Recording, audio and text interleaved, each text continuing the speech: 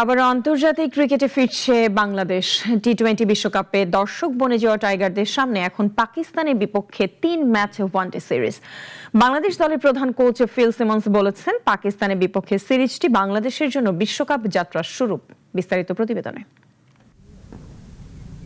আসন্ন পাকিস্তান সিরিজ সামনে রেখে মিরপুরের একাডেমি মাঠে প্রস্তুতিতে ব্যস্ত বাংলাদেশ ক্রিকেট দল। একপাশে ম্যাচ সিনারিও অনুশীলন, অন্য দিকটায় পেসাররা কাজ করছেন এক মনে।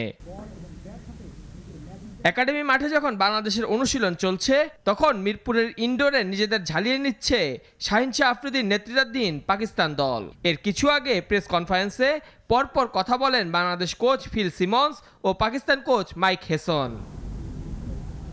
বাংলাদেশ কোচ ফিল সিমন্স এই সিরিজ নিয়ে বাংলাদেশের লক্ষ্য নিয়ে জানান, লক্ষ্য র্যাঙ্কিং এর উপরের দিকে ওঠা, শুধু 8 নম্বর থেকে সরাসরি কোয়ালিফাই করা নয়। আসল বিষয় হলো আমরা টেবিলের উপরের দিকে যেতে চাই। ওয়ানডে বিশ্বকাপে সরাসরি জায়গা করতে বাংলাদেশকে ঢুকতে হবে র্যাঙ্কিংয়ে 8-এর মধ্যে। সেই চ্যালেঞ্জে বাংলাদেশের প্রথম প্রতিপক্ষ পাকিস্তান। তাই এ সিরিজকে বিশ্বকাপ যাত্রা শুরু হিসেবেই দেখছে বাংলাদেশ। তারা এবারও নিশ্চয়ই 3-0 ব্যবধানে হারতে চাইবে না। তারা এই সিরিজে খুব শক্তভাবে ফিরে আসার চেষ্টা করবে। আরেকটি বিষয় হলো এই সিরিজের উইকেট অনেক ভালো হবে, তাই আমরা এই সিরিজের দিকে তাকিয়ে আছি।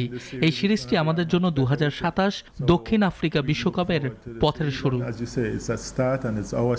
পাকিস্তান দল বাংলাদেশকে সমীহ করছে ঠিকই, তবে সঙ্গে এও জানিয়ে রাখছে প্রতিপক্ষকে হারাতে সংকল্পবদ্ধ তারা।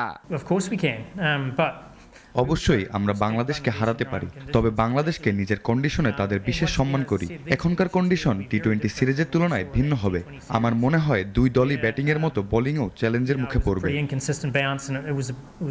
11 মার্চ শুরু হবে প্রথম ওয়ানডে সিরিজের পরের 2 ম্যাচ 13 ও 15 মার্চ। মিরপুরে সবগুলো ম্যাচ শুরু হবে দুপুর 2:15টায়। মেহেদী হাসান মুন্না, নাগরিক।